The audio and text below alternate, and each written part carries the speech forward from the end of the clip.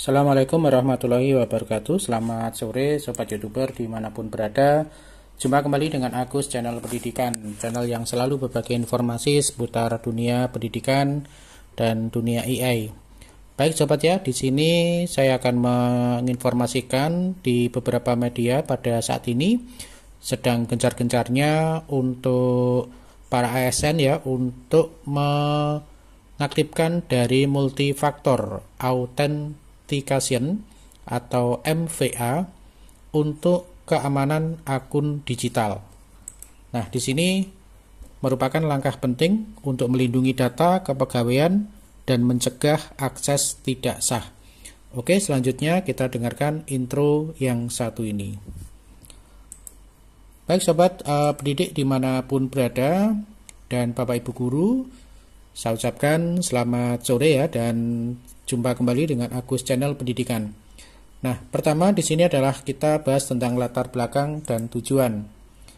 Badan Kepegawaian Negara atau yang kita sebut dengan BKN menginstruksikan seluruh aparatur sipil negara atau ASN, pusat dan daerah untuk segera mengaktifkan fitur multifaktor authentication atau MFA pada plafon ASN digital. Nah, ini merupakan himbauan dari BKN ya untuk segera untuk dilaksanakan. Kemudian yang kedua, tujuan utama di sini adalah meningkatkan keamanan data kepegawaian dan mencegah akses yang tidak sah ke sistem digital BKN.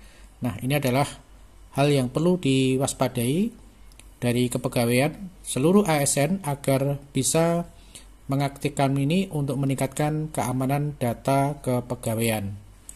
Berikutnya, apa itu multifaktor authentication?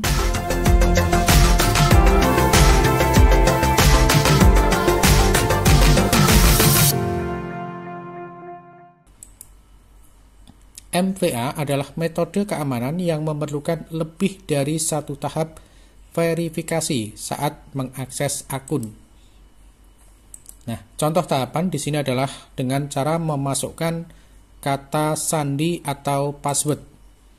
Kemudian yang kedua adalah memasukkan kode OTP on time password yang dihasilkan oleh aplikasi autentikasi ya, misalkan Google Authenticator ya.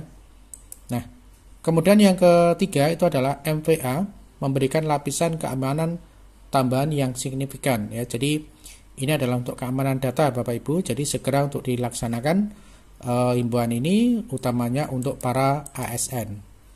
Nah, di sini mengapa MFA penting?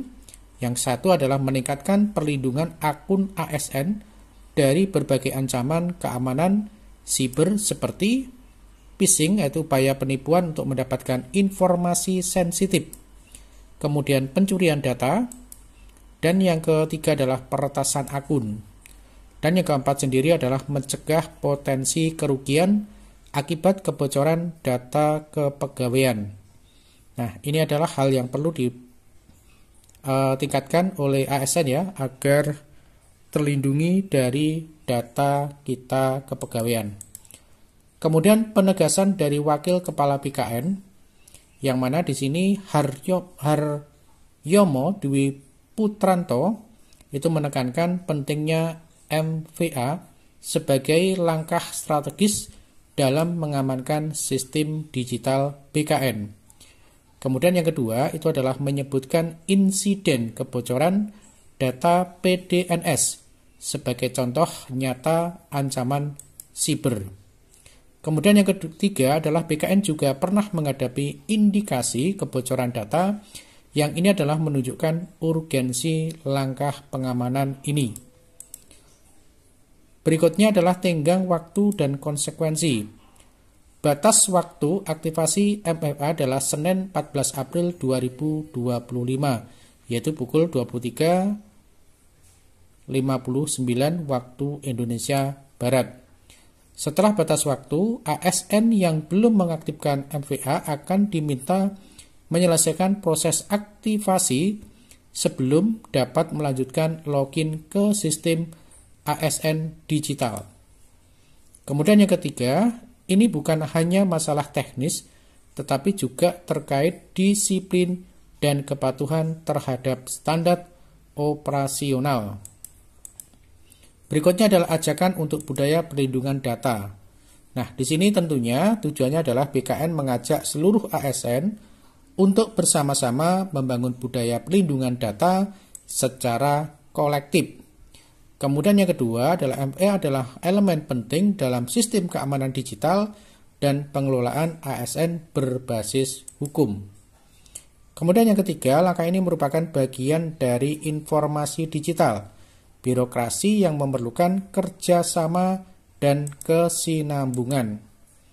Nah, cara mudah untuk aktivasi MPA karena ini adalah bersifat individu, maka di sini saya akan memberikan teorinya atau langkah demi langkah untuk bisa Bapak Ibu ikuti sehingga Bapak Ibu segera bisa mengaktifkan MPA. Yang pertama adalah kunjungi situs ya di http://asndigital.bkn.go.id.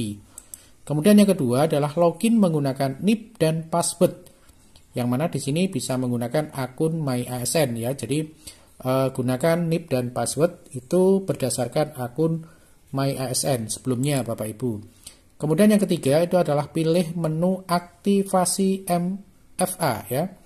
Kemudian berikutnya adalah unduh aplikasi Authenticator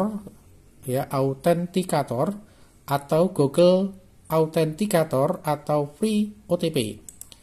Kemudian yang berikutnya adalah pindah QR code di layar dengan aplikasi Authenticator. Jadi nanti di aplikasi ini muncul QR code, itu silakan di-scan dengan menggunakan aplikasi Authenticator. Kemudian masukkan kode OTP dari aplikasi untuk menyelesaikan aktivasi. Kemudian hubungi helpdesk BKN jika ada kendala. Nah, jadi sangat sederhana Bapak Ibu ya untuk bisa mengaktifkan dari situs asndigital.bkn.go.id. Oke ya, itu cara langkahnya. Kemudian tentunya di sini adalah pentingnya kesadaran dan tanggung jawab bersama. Yang mana di sini adalah tujuannya tidak lain adalah melindungi data kepegawaian adalah tanggung jawab bersama seluruh ASN. Data ASN adalah aset strategis negara yang perlu dijaga dengan serius dan berkelanjutan. Nah, dukungan BKN ini tentunya menyediakan layanan bantuan helpdesk bagi ASN yang mengalami kesulitan dalam proses aktivasi MPA. Aktivasi MPA adalah bagian dari komitmen BKN untuk memperkuat data atau sistem yang ada. Baik, demikian tadi teman-teman semuanya. Semoga sedikit apa yang saya sampaikan tadi bermanfaat buat teman-teman semuanya. Dan salam sukses, tetap semangat buat teman-teman semuanya. Dan ini adalah batas waktu ya. Hari ini yaitu tepatnya Senin 14 April 2025. Dan semoga hari ini bisa diselesaikan. Dan jika belum mampu diselesaikan, mudah-mudahan nanti ada kebijakan dari pemerintah untuk memberikan perpanjangan waktu. Terima kasih. Assalamualaikum warahmatullahi wabarakatuh.